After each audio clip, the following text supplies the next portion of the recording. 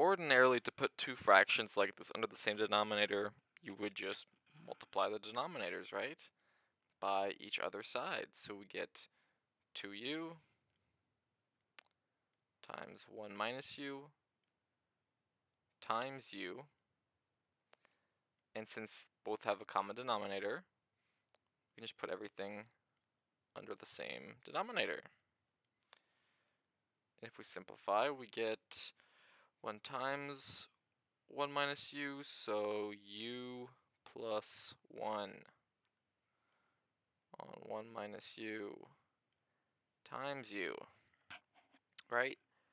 But now suppose that in reverse now you had this and you wanted to say like unglue it and split it into its two sort of separate fraction denominators here.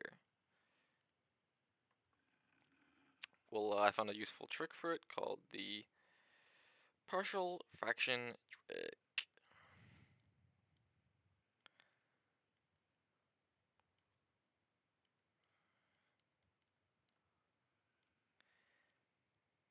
And now logically, it makes complete sense how this trick is done, but it's just something that you don't need to, I guess, normally do, so you don't think about. And just spelling it out at least once and seeing an example, I'd say we'll just make it stick home. So suppose we started from our end, so it would be our u plus 1, right? But let's say 1 plus u, it's the same thing, and u times 1 minus u. And we wanted to get to our two separate fractions. So we know each of our fractions will have part of the denominator we're ungluing, right? So one has u, and the other would have 1 minus u. But we don't know what is up here, right? That's what we're solving for. That's what we want to know. And just like any other math problem, you solve for the variables you want. And so for in this case, if I just get rid of this bottom part here,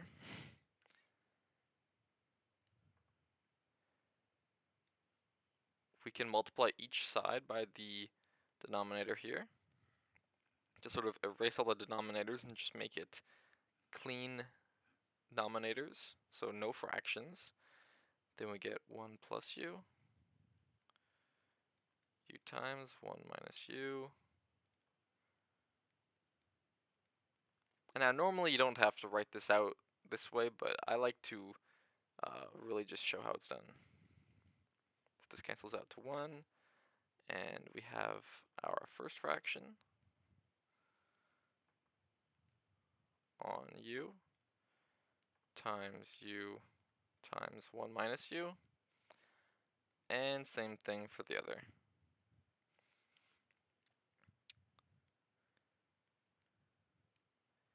And you can already sort of see in advance that these two denominators also cancel out with part of what we multiplied. And so we're left with 1 plus u is equal to a times 1 minus u plus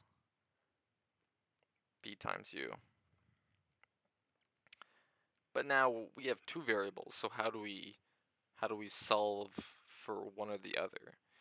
Well, if we just develop it a bit further, you'll see.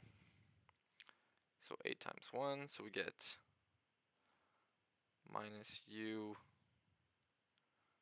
a plus u b. And now both have a u. Okay, so we could factor that out.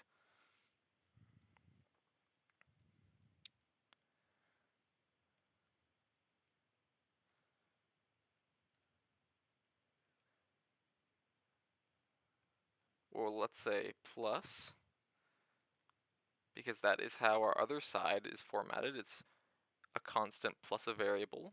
So that's what we're going to do on this side too. this would be a minus b.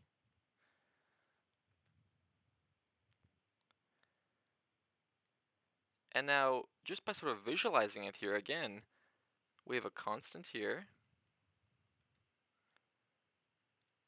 a constant here, our u, and you can sort of see this as like u times 1, and u times a constant, so this would be 1.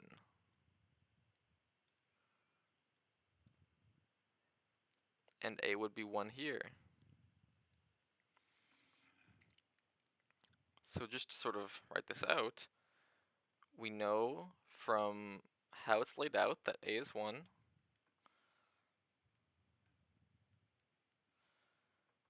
and our a minus b would be 1, which now we can solve for knowing that a is 1. So this becomes a minus b equals 1, so b is 2. Those are our two denominators that we were looking for.